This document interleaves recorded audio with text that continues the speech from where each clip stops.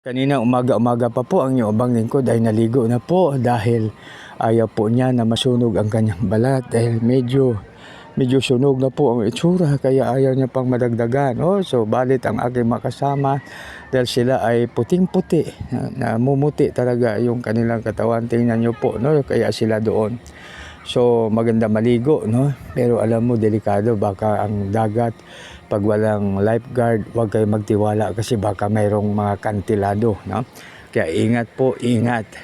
So wag basta-basta, no? Dapat ipa-survey muna o kaya mayroong mauna na mag-survey para malaman kung saan yung kantilado kasi danger, mga kaibigan, pag tayo ay magligo sa dagat, lalo na sa mga beach resorts na walang lifeguard, no? Kaya wala pang tinatawag natin na floating marker dyan.